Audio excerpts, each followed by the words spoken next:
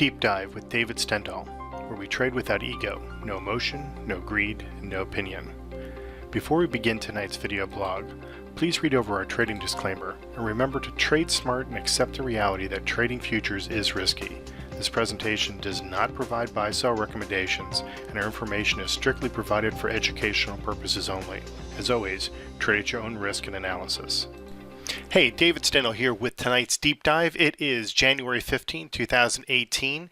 It was a holiday for MLK, and that means that we didn't have as much trading going on today. So there's going to be a couple of signals that because of the shortened trading day that there was some differences that I wouldn't give as much emphasis to them, but I'm going to point them out anyway because I think the bigger picture kind of is pointing in this particular direction. So what we're going to look at today is the S&P 500. It's not listed here, but also the Russell 2000 are showing some signs here that the market is getting ahead of itself again, and we would expect some type of either sideways consolidation or an actual sell-off here. And I'm just going to make a point, but you'll see that we're actually long the market right now. So we'll wait for the market, for the systems to dictate this. I'm just going to sort of lay out an environment so that you should be aware of what is taking place here. So using the S&P as the example here, the trend up and away, short, intermediate, and long term, no surprise. The technical rating, as it should be, is pointed to the upside. The seasonal tendencies are pointed down, and we just had a pivot high that occurred in our elastic level, which is a short-term warning signal. And if we take a look at the patterns, you'll see that the Russell actually is listed here. It had a surge high, as did the S&P 500 today. And if we roll across here, we see we had a dazed high a couple of days ago in the Russell, and we had an EQ, an earthquake that occurred here in the S&P 500. It's this one, this EQ, that signal that I'm a little suspicious of because we didn't really have as much volume and as much trading going on today. But the environment is still there, telling us that the market is a little ahead of itself. So full disclosure, the systems are flat, the S&P 500 right now, as of this afternoon, and we had long position going on in the Russell. We have a couple of long positions as far as systems that are along the Dow Jones, but I'm a little worried about the positions, specifically in the Dow and the S&P 500, or the Dow and the Russell. And part of the reason for that is that the seasonal tendencies are actually pointed to the downside. So here's our seasonal top 10. It measures all of the different markets that we track and then rates and ranks them from the highest to lowest. And we're only looking at the top 10 as opposed to all 40 markets because it can get a little confusing. So we've got cotton and coffee at the high end here, and on the S&P 500 we actually have it at least listed here. And what that means is that it is in fact following its seasonal tendencies. So what I'll show you is a projection here for the S&P 500, and this was done over the course of the weekend. We'll update this evening, but you can see that there's a downward trend into two bottoms, one occurring on the 22nd according to the seasonal tendencies, and another one at the tail end of the month, which is probably the one that's a little more accurate. So I just want you to be aware that the market has a tendency on the seasonal bar basis to be more negative than positive, at least into the tail end of the year, of the month, I should say. So what is that? What does this mean for us? Well, let's take a look at the S&P 500 here, and here is the daily bars for the S&P 500. It's been up and away, and you can see that we had some profit taking indicators that popped up here. That's what the surge high represents. It's not necessarily always telling you the market's going to reverse course. It's telling you that you might want to take some profits while you're able. So here's two instances where I still think that they were smart to have been able to take some money off the table right through here, only to have the market head a little bit higher here, or a lot higher, over the course of the last couple of trading days.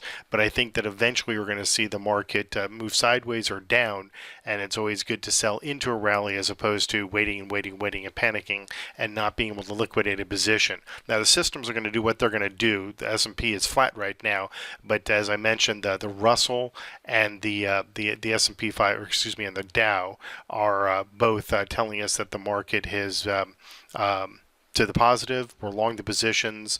The systems are taking advantage of these movements that we're seeing here, but we're also seeing some conditions where the market is likely to do some type of an about face.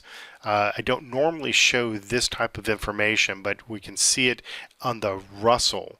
So let me just pull up a quick chart here on the Russell. And two things to really look at here. And the Russell and the S&P 500 are basically showing the same thing, but there's a little more clarity that has occurred here in the Russell. You can see from these blue bars as opposed to the green bars, and these are daily bars for the, in this case, the Russell. And when we have those blue bars, what that means is that the market is kind of consolidating. There's been a lot of nothing happening, and we know that in some markets, many markets, that when the markets are doing a lot of nothing, that there's often an explosive move. So there was a little surprise here that there was going to be an explosive move. Now at the time we didn't know which way it was going to go, but we do know that there's going to be an explosive move, and sure enough there was. That ended the series. This blue bars of 25 consecutive days ended with increased volatility and a surge here. So we had a little bit of a pop to the market. So what we would expect is the market could theoretically, obviously with this type of a surge, could head higher, but as I showed in the seasonal tendencies, that there's a possibility that we could actually see maybe a retracement, just over the course of the next 2 weeks, if that, probably less than that, a little bit of a retracement, maybe coming back to some support levels. The other thing that has occurred here, and it's hard to see this, but if we, I'll just point it out. This high to this low, to this high to this low, projects higher. And I'll do more of this in time, but it's just a butterfly pattern. It's a Fibonacci pattern that will pop up, and I'm going to start adding some of those into my daily dive presentations when they show up. And this one happened to have occurred here, and usually it culminates in a market reversing, and that's exactly what's it's pointed to in the today and yesterday. It's been pointing to a little bit of a reversal. I believe in Fibonacci. I use it in my analyses, but for myself, it's unless it's turned into a system and there's more things to really be done with it, that on my side I'm aware of it. I use it to make myself look for markets that might have some turning points. That's the best way I can express it in a short little presentation like this. But it has triggered, and it's showing to levels right now, and we would obviously be looking for the market to potentially do a little bit of an about face. So the S&P and the Russell are kind of showing similar type conditions, but the S&P much stronger. So bottom line is, the way that we're playing this thing out is we're following the systems. That's what I would suggest that you do.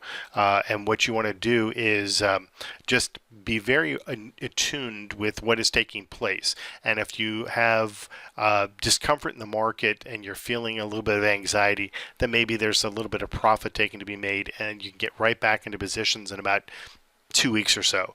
If the market should really start to sell off abruptly, just have a hair trigger. At least that's the way that the systems will probably play it out. And what we want to do is to know that we can get back into things. If we take a look at the S&P 500, because of the strength, this chart looks very awkward, where this is support upside and downside targets. We'll have more projections in time. We're working on some indicators that we can apply and put up onto the charts. So there's no targets to the upside right now, but on this particular chart we do have a downside target if the market should really start to sell off, but it's a very weak one at that. It's got a strength of 23, and there's only one condition. That's the count. Count is 1, and so it's not really telling us all that much. If we take a look at the Russell will have a little more information because it's not been as strong as the S&P 500, and there's a huge gap here between where the market is now and the 3 levels and the 3 targets that would be down here. So I show this because obviously there's 3 targets, but more importantly, there's a stronger one here in the Russell at 1556. We've got a strength of 109, which is pretty strong, and we have a 4 count, 4 separate instances that are all pointing in the same general area, hence this one's a little bit stronger. The 80 is strong as well with a 3 count, but as you saw in the S&P 500, we didn't have that information because we've got these charts set up that they can only go down 3 ATRs from where they are. So that being the case, we just don't have the data to really show on the chart itself, but at least I can give you some targets for the Russell, and you can see that there's a big sell-off here. There's really nothing to support the market, both in the S&P and in the Russell, hence the reason that if the market starts to slide here over the course of the next 2 weeks, that you probably want to be looking to unwind as a trader your long positions, and you can always get back into another position when it's warranted. So for right now, the S&P is in fact flat. It's the Russell and the Dow that we have long positions out there. So bear that in mind. Just keep a close eye on your equity positions. Long story short, if the market does anything, if it does sell off, I don't expect it to be huge right now, and it could actually just be nothing more than just a consolidation. And once we get past this phase, this next 2-week period, then conditions will change again, theoretically more to the bull side, but we'll just simply watch and see how things kind of play out between now and then. So thanks for watching, and we'll take a look at another market tomorrow.